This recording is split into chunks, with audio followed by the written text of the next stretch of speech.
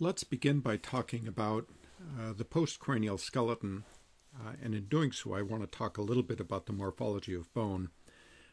We're going to talk about individual components of the skeleton, including the visceral skeleton, which I'll explain in just a moment. The vertebral column, the ribs, the sternum, the girdles, and the paired appendages, and then also to some extent unpaired appendages. Now the visceral skeleton actually is the splanchno-cranium, and we talked about that when we talked about the evolution of the skull.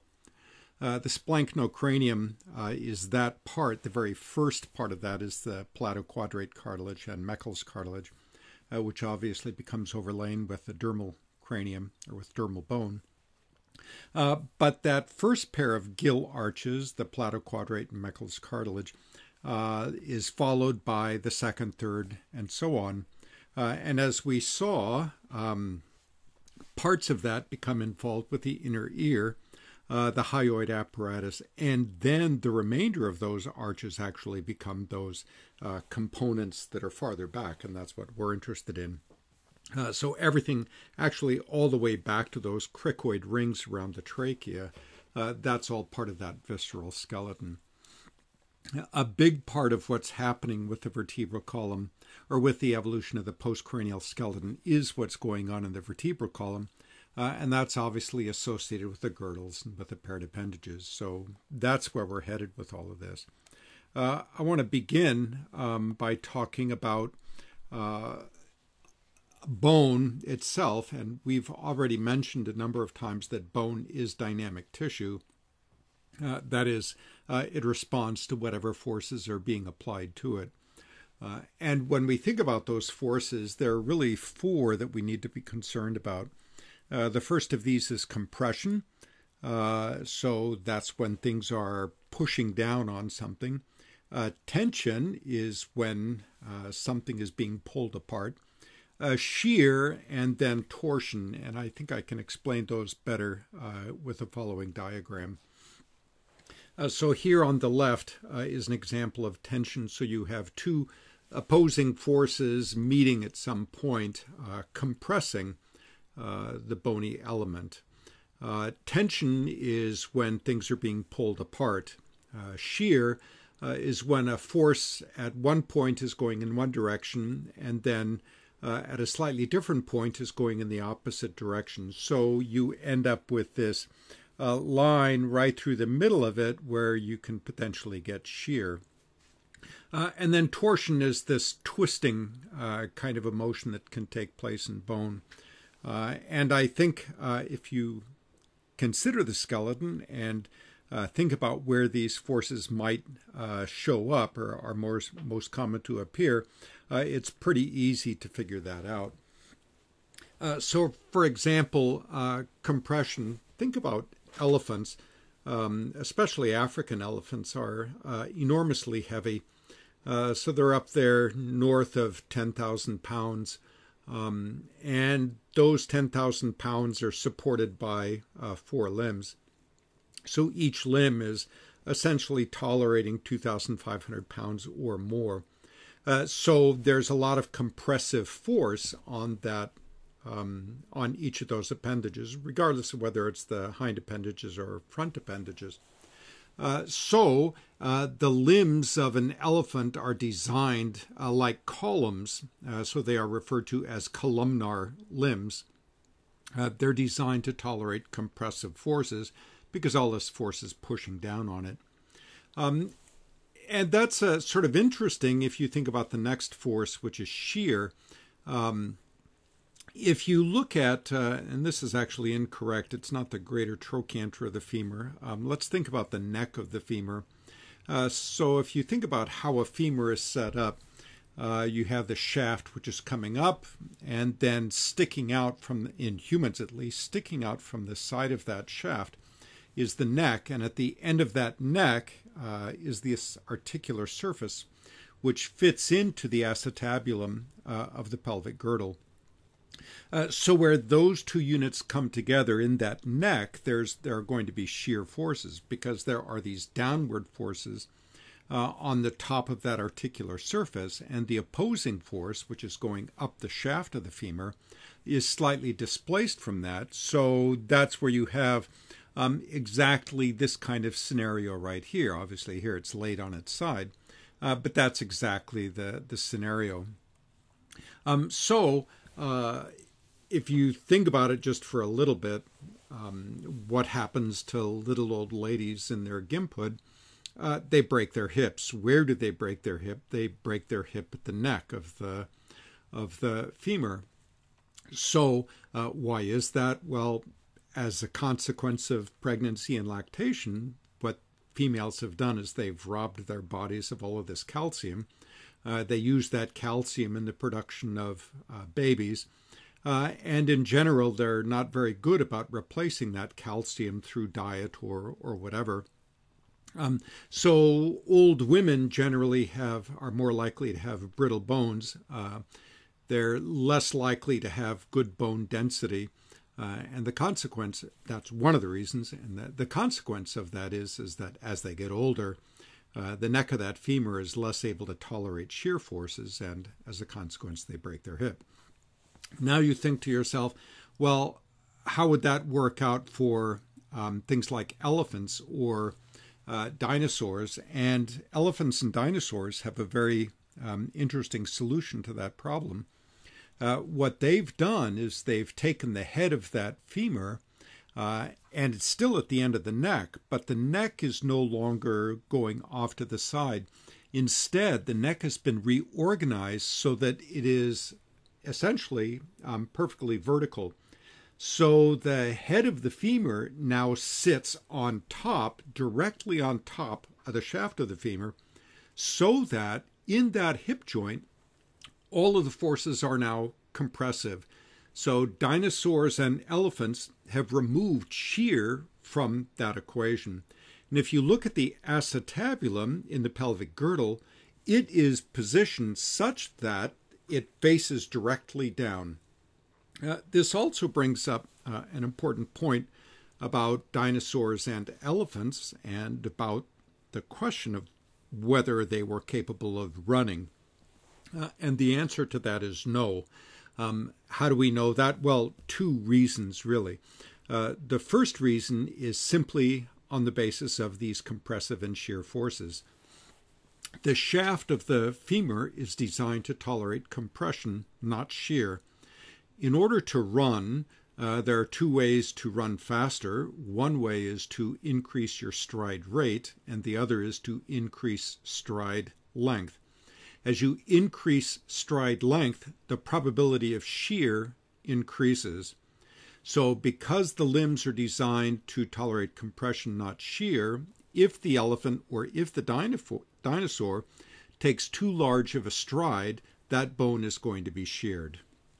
And for that very basic reason, we know that they're not capable of running. Now, functionally, how do you define a running gait? A running gait is defined on the basis of the duty factor. That is, what percentage of the time are the limbs in contact with the ground? And if that percent is 50%, 0.5 or greater, then it's a walking gait. If the percent of time that a limb is in contact with the ground is less than 0.5, then it's referred to as a running gait. And if you analyze locomotion in elephants, you discover that their duty factor is much less than 0.5. So, much greater than 0.5. So the limbs are in contact with the ground more often than is required for a running gait. So they are not capable of running. They don't run. They walk slow, they walk medium, and they walk fast, but they are unable to run. All right, let's look at the next one, and that's torsion, this twisting motion that takes place. And the bones that are designed to tolerate torsion are the bones in the vertebral column. And you can get a sense of that when you look at the vertebra on a horse or an ungulate, or a snake in particular. And what happens in all of those animals is the pre and post zygapophyses aren't flat like they are in us. Instead, they are curved or S-shaped. And the reason for that is that they want to prevent all twisting in the vertebral column. And that's true for you as well. Even if you're really good at yoga or something, you can take your upper torso and twist it from your hips, perhaps to a 90-degree angle, probably not quite that far. You certainly cannot twist your vertebral column around 180 degrees or something of that sort. And that's because of those pre and post zygapophyses. So your vertebral column is designed to prevent torsion. And that makes sense, because if you were able to twist that far around, one thing that would happen is that you would sever your spinal cord, and then you would be a quadriplegic or a paraplegic, something like that. All right, the next one is tension, and tension is this pulling apart. And the best example of a bone that's designed to withstand tension is going to be the sternum. If you think about it, the muscles which have their origin on the sternum are the pectoralis muscles. So in humans, it's the pectoralis major and minor. And then in the cats, it would also include the pectoantebrachialis. So there are these three muscles which have their point of origin on the torsion, and they're going to the humerus. So when you do push-ups or when you do bench press or something like that, there is a fair bit of tension that's applied to the sternum. When I was in an undergraduate, I would lift weights with my chemistry professor, and he was a big kid. He was really wide and really strong, and one of his favorite exercises was to do bar dips. But he wouldn't do them like normal people do. He would have a special belt that had some chain attached to it, and then he would hook that chain up to these 45-pound plates, and not just one 45-pound plate, but he would put the chain through 4 45-pound plates. And then he would do these bar dips, and he would do a lot of them. And I was in the gym with him on one particular occasion, and suddenly he's in the middle of doing this exercise, and he just collapsed to the ground, just screaming in agony. And what had happened was that he had actually cracked the sternum. So the sternum had broken. The point of origin withstood the force, but the bone actually cracked right down the middle. So almost like getting open heart surgery without the benefit of anesthetic. Needless to say, that was the end of his bar dipping career. He didn't do that anymore. But it is pretty impressive. So the sternum is designed to tolerate that kind of force. Now,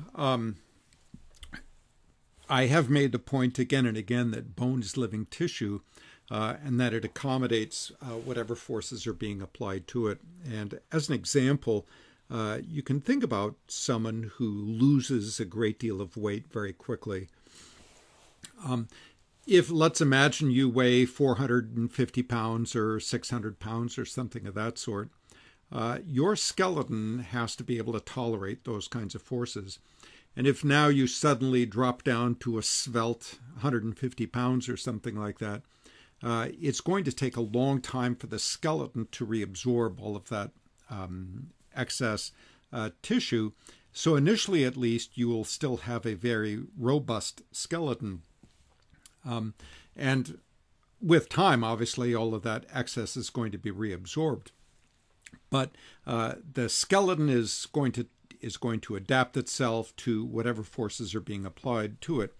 You can see that in the skeletons of professional bodybuilders as well.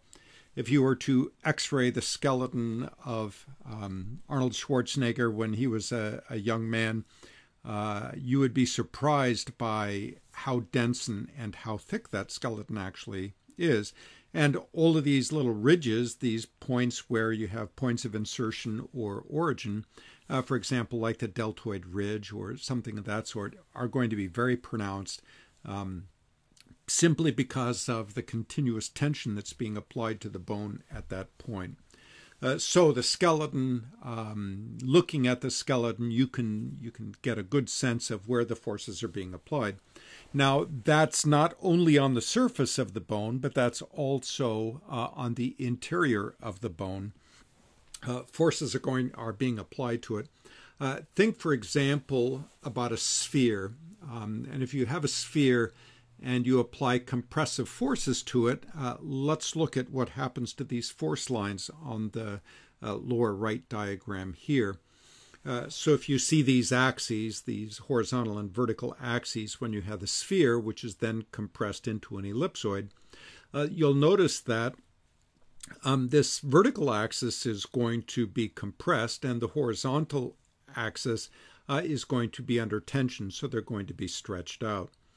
So if you wanted to prevent that sort of deformation in the shape, what would be required would be some sort of beam or strut going right up here, some sort of column which is going to prevent compression, and some sort of strut which is going across here, which is going to resist tension.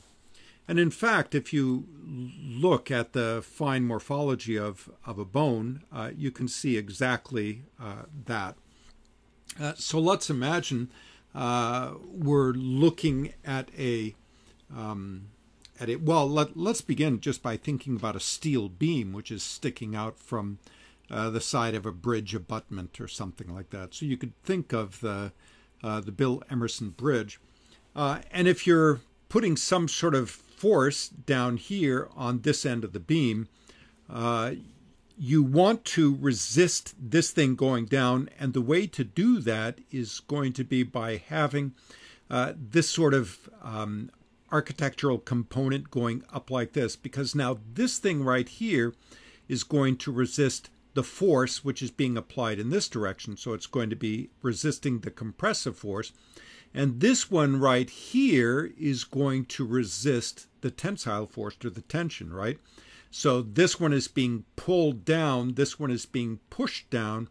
So this should resist the pushing, and this one should resist the pulling. And then right down the middle of it, you get what's referred to as the neutral layer. And you'll notice that each intersection right here, those are basically right angles, okay? So regardless, that's sort of the dynamic.